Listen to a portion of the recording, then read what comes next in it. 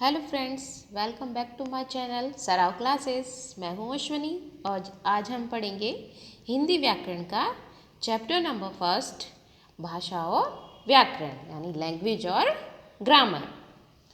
तो हम इसमें पढ़ेंगे भाषा। भाषा किसे कहते हैं? तो भाषा किसे कहते हैं? जो हम बोलकर या लिखकर या पढ़कर हम अपने विचार या भाव दूसरों को बताते हैं या समझते हैं। ओके, तो पढ़ेंगे भाषा यानी लैंग्वेज। बोलकर लिखकर हम मन की बात सबको बताते हैं, सुनकर पढ़कर हम सबकी बात समझ जाते हैं। कभी कभी संकेतों से भी बात समझ में आ जाए, लेकिन कहना सुनना लिखना पढ़ना ही भाषा कहलाए। तो हम बोलकर लिखकर अपनी आपस में बातें करते हैं, उनकी बातें सुनते हैं, समझते हैं।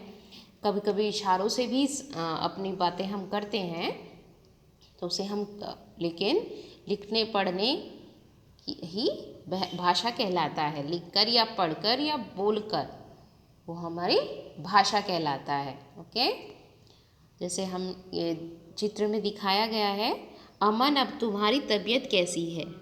मैं अब पहले से काफ़ी बेहतर हूँ। तो वो आपस में बातें कर रहे हैं, एक दूसरे की बातें समझ रहे हैं, तो वो भाषा के जरिए। ओके, तो हम चैप्टर स्टार्ट करते हैं। इस चित्र में जो दो मित्र एक दूसरे से बात कर रहे हैं, वे बोल रहे हैं, बोलकर अपनी बात बता रहे हैं और सुनकर एक दूसरे की बात समझ रहे हैं।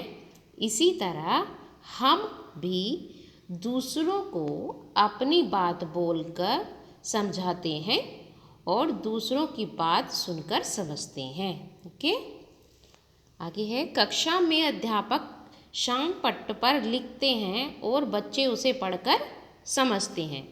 जब हम स्कूल जाते हैं तो टीचर ब्लैक बोर्ड पर लिखकर समझाते हैं ना, और हमें समझ में आता है। उसी प्रकार इस प्रकार पहले चित्र में बोलकर अपनी बात बताई जा रही है और सुनकर बात समझी जा रही है, जबकि दूसरे चित्र में अध्यापक द्वारा लिखकर बच्चों को जो बहुत कुछ बताया जा रहा है उसे बच्चे द्वारा पढ़कर समझा जा रहा है। तो ये टीचर जो है ब्लैक बोर्ड पर पढ़ा रहे हैं और बच्चे समझ रहे हैं, यानी लिखकर समझाया जा रहा है।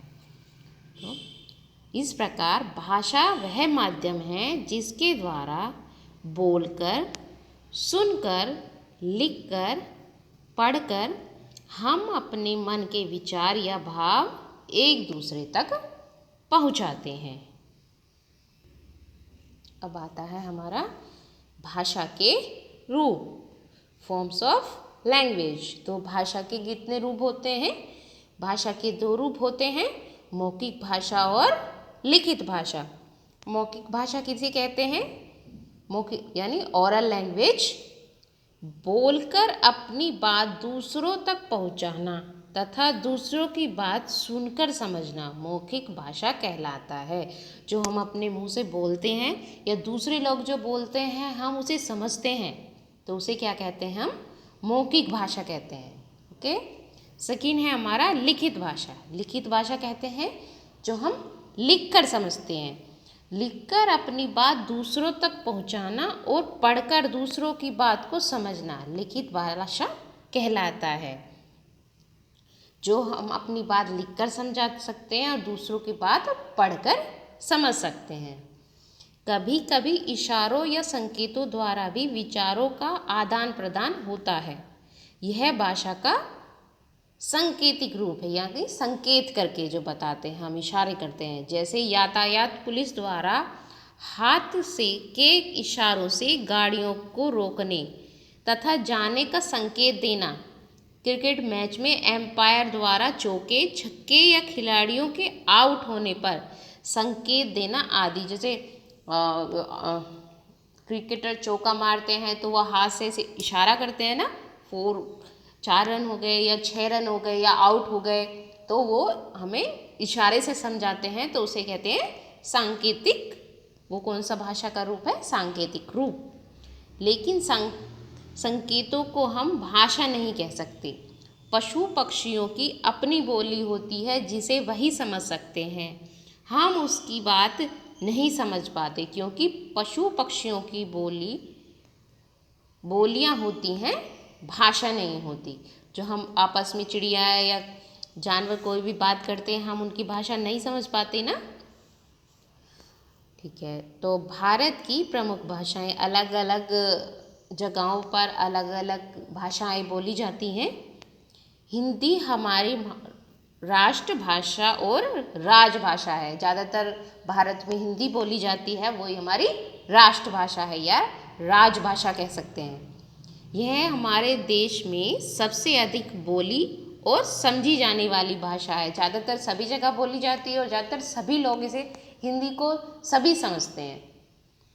भारत के विभिन्न राज्यों में अलग अलग भाषाएं बोली जाती हैं। सभी राज्यों में अलग अलग भाषाएं बोली जाती हैं। जैसे गुजरात में क्या बोली जाती है? गुजराती। महाराष्ट्र में मराठी। पंजाब में पंजाबी। बिहार हिंदी। तमिलनाडु तमिल। केरल मलयालम। उत्तर प्रदेश हिंदी। कश्मीर कश्मीर या डोगरी। असम असमिया। बंगाल में बंगाला। उड़ीसा में उड़िया। केरल में मलयालम। और अन्य भी प्रचलित भाषाएं हैं। संसार में बहुत सारी और देशों में अलग अलग देश होते हैं, उनमें अलग अलग भाषाएं बोली जाती हैं। Germany German. जापान जापानी। जैसे इंग्लैंड अंग्रेजी। अमेरिका में भी इंग्लिश बोली जाती है। अलग अलग देशों में अलग अलग लैंग्वेज होती है। फिर आगे है हमारा लिपि। लिपि यानी स्क्रिप्ट। तो लिपि हम किसी कहते हैं, लिखी भाषा की सबसे छोटी इकाई को कहते हैं। जब मनुष्य ने भाषा का विकास करना आरंभ किया तब उसे ध्वनियों को निश्चित रूप देने की आवश्यकता अनुभव हुई ताकि वह उसकी समझ में आ सके। इसके लिए उसने ध्वनियों को चिन्हों के रूप देने आरंभ किए जो लिपि कहलाए। प्रत्येक भाषा को लिखने के लिए कुछ निश्चित चिन्ह होते हैं, उन्हें लिपि कहते हैं। ओके, प्रत्येक भाषा की अलग अलग लिपि होती है, लेकिन कुछ भाषाओं की लिपियां एक ही होती हैं। जैसे संस्कृत हिंदी मराठी गुजराती नेपाली, सबकी लिपि क्या है?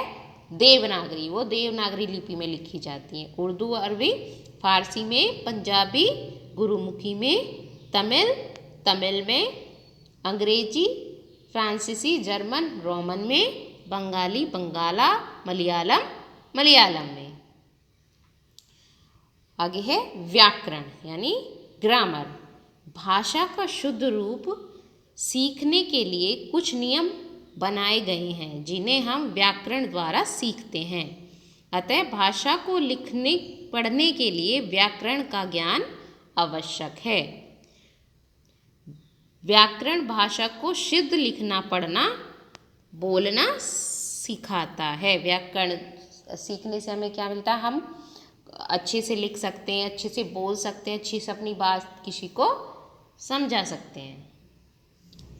व्याकरण में वर्ण शब्द और वाक्य के विभिन्न भेद उपभेद आदि का अध्ययन किया जाता है। ओके, और आगे है हमने क्या सीखा?